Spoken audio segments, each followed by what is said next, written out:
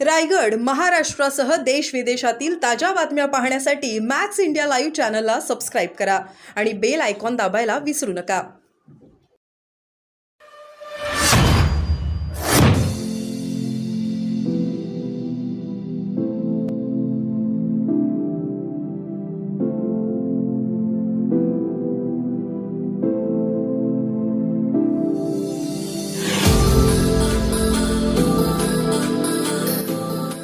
प्रतिनिधी व पत्रकार बंधू भगिनींनो, प्रथमतः तुमचे सर्वांचे धन्यवाद इथे आल्याबद्दल. 8 फेब्रुवारीला 2024 रोजी सायंकाळी माझे पती अभिषेक घोसाळकर यांची निर्गुणपणे झालेल्या हत्येचा तपास योग्य दिशेने होत नाही. मी याबाबत माझी या तपासाबाबत मागणी व आम्ही जमा केलेली माहिती माननीय तपास यंत्रणेला व माननीय पोलीस आयुक्तांना दिनांक 28 फेब्रुवारीला CCTV फुटेज देऊन हत्येच्या वेळेला सदर ठिकाणी अरमेंद्र मिश्रा व मेहुल पारेख व अज्ञात व्यक्तींचा होत असलेला वावर याबाबत सदर व्यक्तींचा सखोल तपास करावा अशी मागणी केली होती. ही बाब सर्व प्रसार माध्यमांनी मांडली होती.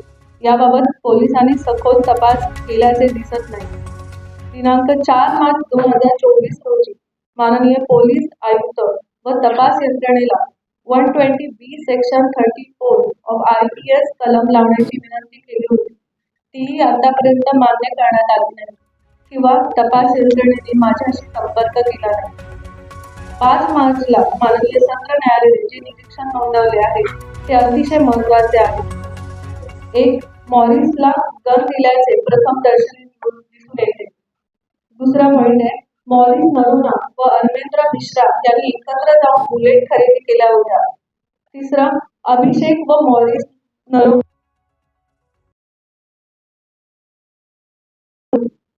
चौथा, अरमेंद्र मिश्रा यांचे लायसन मॉरिस नरुनाकडे जमा होते. 5. ज्या लॉकरमध्ये गन होती ते लॉकर तोडण्यात आले होते याचा अर्थ मॉरिस नरुनाला एक्सेस होता. 6. असे सत्र न्यायालयाने निरीक्षण केले आहे. तपास यंत्रणेला पत्र देऊन 120B सेक्शन 34 ऑफ IPC हे कलम लावा अशी मागणी केली होती. तेही तपास यंत्रणेने मान्य केली नाही. ज्या कार्यक्रमाला मॉरिस नरुना यांनी अभिषेकला बोलवले होते त्याच कार्यक्रमाला मलाही बोलवले होते.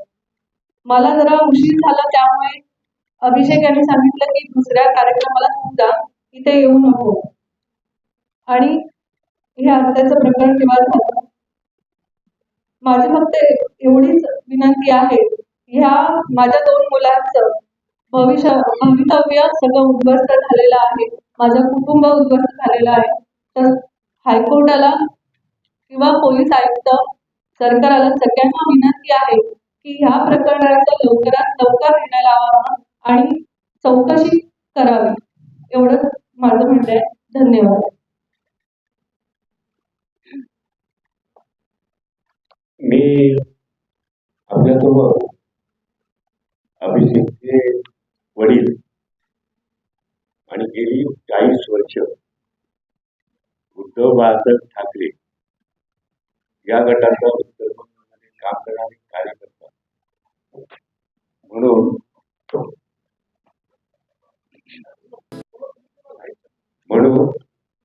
मी माझे निरीक्षण मी नोंदवतो.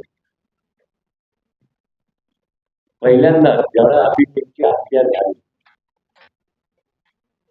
त्यावेळेला माननीय गृहमंत्री यांना काही विरोधी पक्षाने त्यांच्याकडे हत्येबद्दल किंवा या महाराष्ट्रामध्ये वारंवार गोळीबार होत आहेत आणि त्याच्यातून हत्या होत आहेत, पोलीस स्टेशन गोळीबार होत आहेत आणि त्याच्यावरती राजीनाम्याची मागणी केली. ही राजीनाम्याची मागणी राजकीय असली तरी त्यांनी जे माझ्या मुलाच्या हत्येबद्दल वक्तव्य केलं ते अतिशय मला दुःख देणार होतं. त्यांनी असं म्हटलं, गाडी गाडी स्वार आला तरी गृहमंत्र्यांचा राजीनामा मागाल का? आपल्याकडे वृत्तपत्र ही बातमी छापलेली आहे. त्यानंतर दुसरे एक मंत्री उदय सामंत यांनी त्याच्यावरती वक्तव्य करताना असं म्हटलं, हा ठाकरे गटातील अंतर्गत वाद आहे. ही सुद्धा माझ्याकडे जुनी कारण आहे, आपल्या वृत्तपत्रातून या सगळ्या बातम्या वाचलेल्या आहेत. तिसरे मंत्री छगन भुजबळ